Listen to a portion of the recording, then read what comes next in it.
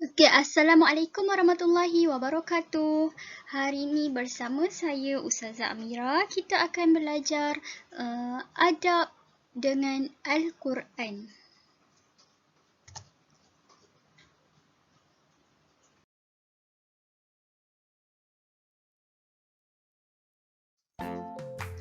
Okey, mula-mula kita akan belajar adab ketika membawa mushaf Al-Quran. Okey, dalam kita membawa Al-Quran, ada adab-adab yang kita perlu jaga. Okey, yang pertama, berwuduk. Kita mestilah berwuduk sebelum memegang Al-Quran. Kalau tak ada wuduk, tak boleh pegang. Okey? Seeloknya jangan pegang. Peganglah walaupun Quran tu ada terjemahan, berwuduklah dulu. Berwuduklah dulu untuk menjaga adab kita dengan Al-Quran itu. Yang kedua, berpakaian bersih dan menutup aurat. Pastikan kita berada dalam keadaan bersih, dalam keadaan bersedia untuk membaca Al-Quran dan menutup aurat.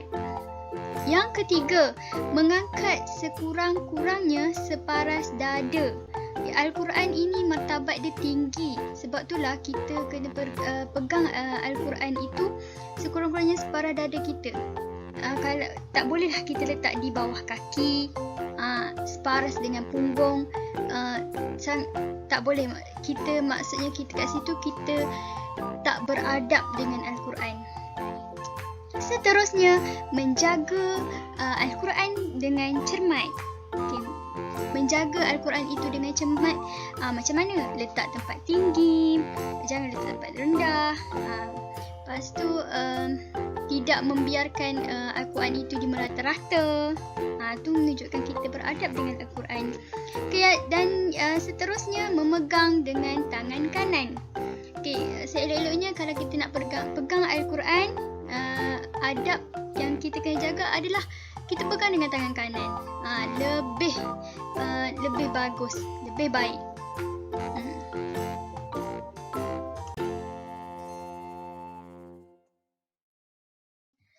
Baiklah, untuk seterusnya kita akan tengok adab-adab ketika membaca Al-Quran.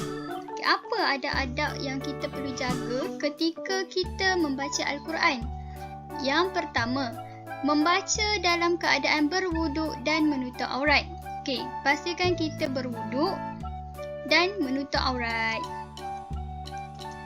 Yang kedua, memberi tumpuan ketika membaca Al-Quran. Okey, seelok-eloknya kalau tengah baca Al-Quran, fokus pada bacaan. Supaya kita tak tersalah baca.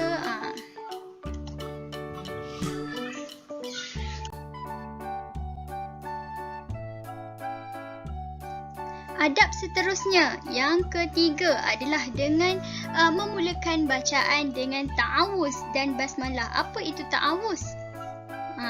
Apa itu ta'awuz ni?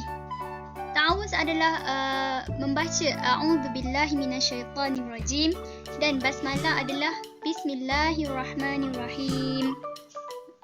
Sebelum nak baca ayat dalam Al-Quran itu, bacalah ta'awuz dan basmalah. Seterusnya, yang keempat, membaca dengan bertajwid dan bertaranum. Okey.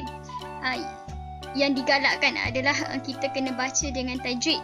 Taranum ni tak semua pandai, tapi seelok-eloknya baca dengan tajwid tu lebih baik.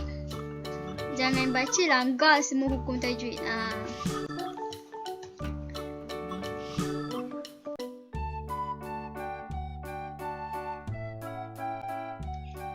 Baiklah, kita tengok pula adab yang kelima.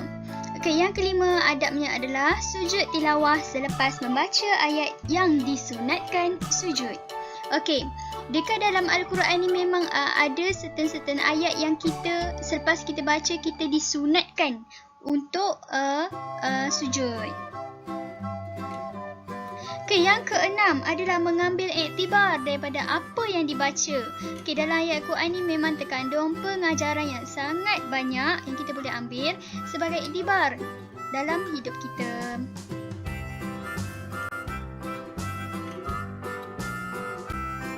Baiklah, sampai di sini sahaja perkongsian Ustazah tentang adab ketika membawa mushaf Al-Quran dan adab ketika membaca Al-Quran. Ustazah harap awak semua dapat beramal dengan adab-adab tersebut. Marilah kita sama-sama beramal dengan adab-adab tersebut. InsyaAllah, semoga kita bertemu lagi pada pelajaran akan datang. Wabillahi taufiq wal hidayah. Wassalamualaikum warahmatullahi wabarakatuh.